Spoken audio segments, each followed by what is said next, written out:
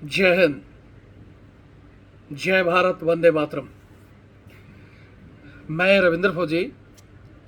साथियों, आज छोटे छोटे 2 या 3 टॉपिक हैं जो इस समय देश का माहौल चल रहा है, उस समय मैं आपको वो पॉइंट बताना चाहता हूँ। पहला, एक सुबह सुबह मेरे पास कॉल आया उत्तर प्रदेश का, जहाँ बंदे ने बताया कि सर मैं बॉर्डर पर तैनात हूँ और पीछे मेरे घर पे पुलिस ने मेरे 2 भाइयों को पकड़कर थाने में बंद कर दिया। और एसपी साहब को भी कॉल किया, एसएचओ को भी कॉल किया, लेकिन उन्होंने छोड़ा नहीं। फिर उस बंदे से मैंने एसपी साहब के और एसएचओ साहब के नंबर लिए और हालांकि पुलिस ने उनको छोड़ दिया। तो एक तो ये किस्सा मैं आज बताना चाहता हूँ, और ये किस्सा बताना क्यों चाहता हूँ कि देश का जो माहौल है उसमें हमारी पुलिस का, वैसे तो हर समय ही पुलिस और आर्मी का तालमेल अच्छा होना चाहिए, लेकिन खासकर इस समय पुलिस तालमेल ठीक रखे। दूसरा, इसमें कल मैं देख रहा था, एक हमारा कोई पुलिस का ही भाई है, वो भी जो कर्नल साहब वाला मैंने वीडियो डाला था, तो उसने शायद वो देखा होगा कि आर्मी के जो सर्विंट कर्नल साहब के साथ जो घटना घटी थी, तो उसका मैंने वीडियो भी डाला था। पुलिस वालों को मैंने कुछ बातें भी बोली थी। तो उसमें एक बंदा कमेंट्स लिख रहा था कि फ़ौज अपने आप को सुधारे, तुम्हारी हालत ये है, और पुलिस तो आम जन के अंदर से ही होती है, वो जनता का मतलब रक्षा करती है। तो उसको मैं कहना चाहता हूँ कि हम भी आम जन में से ही आते हैं। बस ये है कि हमारी सुरक्षा, देश के बॉर्डरों की सुरक्षा करना है, और ख़ासकर ऐसे समय में जहाँ सेना दुश्मन से मुकाबला कर रही है, पूरा देश सेना का मनोबल बढ़ा रहा है, वहाँ वो इस तरह का कमेंट्स कर रहा था। तो उसकी भी हम इस विषय में चर्चा करेंगे। और रही बात, जैसे मैं कई बार किसी वीडियो में हो सकता है पुलिस वाले भाइयों को मैंने कुछ कह दिया होगा, कई बार गुस्से में गालियाँ भी दी हैं। मैं एक बात फिर कहना चाहता हूँ कि यहाँ कोई भी ख़राब नहीं है। ख़राब 1-2 आदमी होते हैं जो डिपार्टमेंट को ख़राब करते हैं, और पुलिस महकमे में, पुलिस महकमा खासकर इसलिए बदनाम है कि उसी के कुछ लोग जो घटिया हरकत करते हैं, रेडी, रिक्शा, टेम्पू। वो वीडियो भी मैंने डाला था, उस पर भी उसने कमेंट्स किया हुआ है कि भैया जो 10 रुपये, 50 रुपये, 100 रुपये किसी मेहनत कश आदमी से लोगे तो गालियाँ देगा ही, वो बदनाम करेगा ही। और एक आपका बोलचाल पुलिस का, वो ठीक रखोगे तो कभी भी कोई इस तरह की गालियाँ नहीं देगा। ठीक है, बाकी मेरी कोई निजी दुश्मनी नहीं है। और रही बात डिपार्टमेंट में, मैंने खुद अपने डिपार्टमेंट नहीं, अपने अधिकारियों के खिलाफ भी बहुत सारी वीडियो डाली हुई हैं। जो मेरा पुराना चैनल था रविंद्र फौजी एक्स आर्मी आरटीएफ, शायद इसने वो देखा नहीं होगा, अभी देखने लगा होगा, जिसमें 8,70,000 जवान साथी जुड़े हुए थे। वो हमारे ही सेना अधिकारियों ने बंद करा रखा है। वो सहायक को लेकर या कुछ हमारे पॉइंट थे, वो इस समय डिस्कस करने के लिए नहीं है, जो माहौल है उसमें। लेकिन मेन टॉपिक यहाँ कि एक, फिर कह रहा हूँ कि ये नहीं है कि भाई पुलिस डिपार्टमेंट सारा ऐसा है। मैं खुद कल कहीं जा रहा था, और मैं था, मेरा बच्चा साथ में था, परिवार थे, और वो जल्दबाजी में हॉस्पिटल जाने के चक्कर में मैंने रेड बत्ती क्रॉस कर दी थी। तो ट्रैफिक का एक साहब थे, वो आए, मेरे को गाड़ी रोक के बोला भैया ये तो ट्रैफिक बत्ती करका है और चालान कटेगा फलाना। लेकिन बाद में मैंने जैसे बताया, उन्होंने भी बोला कि फौजी भाई हो क्या? मैंने कहा हाँ। बोला ठीक है सर, तब तो जाओ। तो एक वो भी आदमी था जो खुद ही मेरे को, मैंने बोला भी नहीं, खुद ही बोला कि फौजी आदमी हो लेकिन थोड़ा यार देखा करो। तो ऐसे भी लोग हैं जो रिस्पेक्ट करते हैं फौज का नाम सुनते ही, बिना बोले ही। तो हम ऐसे लोगों को क्या कहेंगे? मैंने उनको खुद लास्ट में मैंने बोला ये सर सॉरी। बोले नहीं नहीं यार, कोई सॉरी की बात नहीं, लेकिन ध्यान रखा करो। मैं बोला पक्का ध्यान रखूँगा। तो एक वो लोग भी हैं। एक खासकर इस समय छुट्टियाँ कैंसिल हो रखी है जवानों की, और वो बगैर रिजर्वेशन के वापस जा रहे हैं। उसमें एक सुबेदार साहब ने मेरे को वीडियो भेज रखे 2-3 टीटी के। ट्रेन में हरियाणा का है, और वो शायद झेलम एक्सप्रेस का है। पूरा डिटेल से उन्होंने लिख कर भी भेजा है। उनकी छुट्टी अभी 5-7 दिन और थी, और रिजर्वेशन भी था ऑलरेडी उनका, लेकिन फ़ौज के आदेश आ गए और उनको 9 तारीख को आज ही जाना पड़ा। आज जब जाना पड़ा उनको, मतलब आज नाइट की बात है, आज जब वो नाइट में जा रहे थे तो खाली ट्रेन थी, उसमें सो गए। और भी उनके साथ फौजी थे, एक अग्निवीर भी था बेचारा। वहाँ टीटी आता है और वो अग्निवीर को डराकर उससे 150 रुपया, मतलब टिकट थी उसकी, लेकिन 150 रुपये लेकर उसको सीट दे देता है। अब वो फौजी, वो पुराने साहब थे, देख लिया उन्होंने, एक और हवलदार जी थे कोई, और वो वीडियो भी है, मैं डालूंगा उसको ज़रूर। तो उसमें साहब ने फिर साहब से टिकट देखी तो उन्होंने बता दिया, भाई ये मेरी आगे की टिकट है, जो कि 12 तारीख को मेरे को जाना है। 12 का रिजर्वेशन था उसी झेलम में, और अब जल्दबाजी में ऑर्डर आ गया, इसलिए मैं रिजर्वेशन नहीं करा पाया। मेरे पास जनरल टिकट है और ये खाली डब्बा देखकर मैं चढ़ गया, यार खाली है तो बैठ लेने दो। लेकिन वो टीटी नहीं माना। पैसे की बात आई तो उन्होंने कहा भी कि भाई ये सीट दे दे और टिकट काट दे। तो लेन देन पर बात अड़ गई, तो उसने पुलिस बुला ली, वहाँ पुलिस आई है और वो कि मैं गिरफ्तार करा दूंगा फलाना। ऐसे समय में फिर उन्होंने बोले, यार तूने इससे 150 रुपये लेकर इसको टिकट दे दी, और बंदों से 200 लेकर दे दी, और तेरे को पता है कि भाई मैं भी फौज का सूबेदार हूँ, सारी चीज़ दिखा दिया, हवलदार है, और फिर भी ऐसे कर रहे हैं। तो ऐसे समय में भी कुछ लोग मतलब सिर्फ पैसा, अपनी 2 नंबर की कमाई पे ही चल रहे हैं, कोई रिस्पेक्ट नहीं फौजी आदमी का। ऐसे लोग कौन हैं? हमने एक हवा बना रखी है कि भाई किसी ने गलती से पाकिस्तान का नाम ले दिया, या कोई ऐसे कर दिया, पाकिस्तान के झंडे के लिए बोल दिया, या सिर्फ एक मुस्लिम कम्युनिटी है उसने कुछ कह दिया, तो उसको देशद्रोह बताने लग जाते हैं तुरंत ही। लेकिन ये कौन है इस तरह के पुलिस वाले, या इस तरह के जो टीटी हैं, जो फौजी बताने के बाद जिसको दिखा दिया गया है कि भैया मेरी टिकट है, लेकिन इमरजेंसी में मेरे को जाना पड़ रहा है, मेरी उधर बॉर्डर पर इसमें पुलगावा में मेरी उसमें यूनिट है, मैं वहाँ जा रहा हूँ, फिर भी उसको पुलिस बुलाकर अरेस्ट कर रहा है। लेकिन हालांकि गंभीरता ये रही कि उस वीडियो में फिर पुलिस आई है और पुलिस ने उनको छोड़ दिया साहब को, कि बोले साहब कोई बात नहीं, और टीटी को भी समझाया। फिर उसने देखा दूसरा एक बंदा वीडियो, बोला मेरे वीडियो डिलीट करो, तो उसने हवलदार जी ने बोला वीडियो डिलीट नहीं होगा, ये हर जगह जाएगा, और उन्होंने मेरे को भेज भी दिया। मैं वीडियो अभी इसमें डाल भी सकता हूँ अभी, लेकिन ऐसे माहौल में ये वीडियो भी अगर जाएंगे तो बाहर के जो लोग क्या देखेंगे कि इनका देश में ऐसे लोग भी हैं, ऐसे समय में भी ये कर रहे हैं।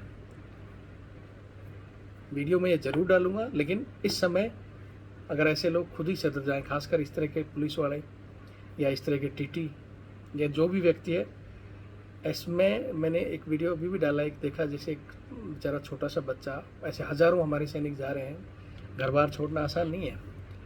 मुझे पता है फौज की तनख्वाह, फौज का जब फौजी आदमी पेंशन लेता है ना तो बोलते रहे यार देख ऐस मार रहा है, लेकिन उस ऐस के लिए इसी समय में वो बलि का बकरा बनता है, इसी समय के लिए उसको खिलाया पिलाया जाता है कि जब देश पर मुसीबत आएगी वो सीना तान कर गोलियां झेलेगा। आज लड़ने जो जा रहे हैं जवान ही हैं, लेकिन सामान्य टाइम में आप लोग उनकी इज्जत नहीं करते। चलो वो समय है, कम से कम इस समय तो उनका मनोबल बढ़ाओ। आम पब्लिक है जो भी जा रहे हैं, अगर उनको सीट दे सकते हैं, भाई एक रात अगर या 2 घंटे 4 घंटे आप डबल हो जाओगे, किसी फौजी को दे दोगे तो वो देने आपको हमेशा याद रहेगा। ठीक है, सिविल जनता के अलावा ऑलरेडी मैंने वीडियो डाला भी है और सरकार से भी कहा है कि भाई स्पेशल ट्रेन चलाएं, हर एक ट्रेन में एक बोगी लगाएं सैनिकों के लिए। ठीक है, फिर भी हर जगह संभव नहीं है, सरकार भी इसमें बिजी है, सारा ही चीज़ सरकार पर हम नहीं छोड़ सकते। जितना हो सकता है हम भी करें और फिर सरकार भी करे। एक तो ये था। दूसरा, जैसे मैं बता रहा था सुबह वाला, कि पुलिस, जैसे उसने बताया उनका कोई ज़मीन का झगड़ा था, ऑलरेडी उस पर स्टे लगी हुई है, और स्टे के ऊपर उनका कोई परली साइड वाले ने कुछ एक हड़ का जो हैरू आता है वो रख दिया, इन्होंने अपना खोखा रख दिया, तो उसी पर उसने जब रखा तो उनको पुलिस को, उसके फौजी के परिवार ने फ़ोन किया तो पुलिस आई नहीं। अब मैं इन चीज़ों को कह नहीं सकता, वो करेंगे सब दूसरी पार्टी से पैसा खाया हुआ है, और ये तो अमूमन देश में चलता ही है। लेकिन ठीक है, सामान्य टाइम में आपने खाया नहीं खाया, लेकिन ऐसे टाइम में जब फौजी ने रखा तो हालांकि 2 फौजी के भाई और एक दूसरे परिवार के 3 लोगों को गिरफ्तार कर ले गए। ठीक है जी, कानून है, तीनों को ले गए, उसके बाद में उसके परिवार को छोड़ दिया सुबह, लेकिन फौजी के परिवार को नहीं छोड़ा। अब वो बेचारा सबसे बात कर लिया, थानेदार से, एसपी साहब से, एसपी साहब बोले भैया कानून तो कानून ही है। फिर मैंने बात की एसएचओ साहब से, वो भी रिकॉर्डिंग मेरे पास है। हालांकि एसएचओ साहब ने पहले तो मेरे को यही बोला कि भैया, मैं बोले यार कम से कम ये समय देखो, वो फौजी वहाँ आज बॉर्डर पर ड्यूटी दे रहा है और वो टेंशन फ्री होकर ड्यूटी करेगा, लड़ाई लड़ेगा तो हमें विजय श्री मिलेगी। और उसको टेंशन रहेगी आज वो ड्यूटी दे रहा है और पीछे से उसको पता चल रहा है उसके भाई है वो दिन भर से कॉल में बिजी है। तो ये चीज़ें सोचना चाहिए। फिर बोला सर हम क्या करें, अब ये तो हमारा भी तो यहाँ ड्यूटी है, हमारा भी तो, हमें ऐसे चलेंगे तो अब बॉर्डर पर वो रहेंगे तो यहाँ अगर वो किसी का घर कब्जा देंगे तो क्या होगा। मैं बोला कब्जा नहीं है, वो खाली है, स्टे है, उन्होंने हैरू रख दिया, इन्होंने ये रख दिया, मैं बोलकर उसको खाली करा देंगे दोनों साइड से खाली करा दो और इनको रिहा कर दो। बोला जी ठीक है मैं बात करता हूँ, बात मत समझो, नहीं तो मैं एसपी साहब को बताता हूँ और ऊपर बताता हूँ। और ख़ुद आपको इस समय में सोचना चाहिए, कोई ये समय निकल जाएगा नहीं, 4 दिन बाद में जब माहौल ठंडा हो जाता है, महीने बाद में माहौल ठंडा होता है, तो क्या वो गांव घर छोड़ देंगे क्या? आप बाद में नहीं कर सकते क्या? बोले जी हाँ ये बात तो आपकी सही है। फिर बोला ठीक है मैं अभी इनको छोड़ दूँगा, आप उनको बता दो। तो यहाँ दोनों के लिए है, ये पुलिस हालांकि मान गई, तो यहाँ इस बताने का मेरा सिस्टम यही था कि भाई बाकी पुलिस वाले भी अगर ऐसा कोई परिवार का हो रहा है तो इस समय उसके परिवार को ऐसी टेंशन ना दे कि वो बेचारा वहाँ उस टेंशन में ही घूमता रहे। और यहाँ परिवार को भी कहना चाहता हूँ, फौजियों के जो परिवार है, आपके इस तरह के छोटे मोटे झगड़े आप अपने बच्चों तक कभी मत शेयर करो। और जो पुराने झगड़े हैं, जैसे पुराना, मैंने इनको भी समझाया कि भैया परिवार को बताओ कि पुराने झगड़े हैं, अब इसी समय लड़ाई के भारत माता की ज़मीन के लिए लड़ रहे हैं, ना कि अपनी ज़मीनों के लिए, तो उस थोड़ा सा वेट कर लो। और भी मेरे पास कई 1-2 फौजियों का एक लगातार कर रहे थे, मैंने उनको समझाया कि ये समय नहीं है, इस समय हमें एकजुट होकर दुश्मन का मुकाबला करना है, अपनी ज़मीन के बहुत समय है। वैसे तो हमेशा ही फौजी आदमी सब परेशानी में रहता है, लेकिन इस समय दोनों के लिए है। परिवार वाले भी सोचें, अड़ोसी पड़ोसी भी इस चीज़ का ध्यान रखें, और ख़ासकर पुलिस। आप लोग तो गमीनियत बरतें छोटे छोटे चीज़ों में। फिर कह रहा हूँ कि उन्होंने छोड़ दिया, नहीं तो उनकी रिकॉर्डिंग भी थी, मैं वो रिकॉर्डिंग भी डालता।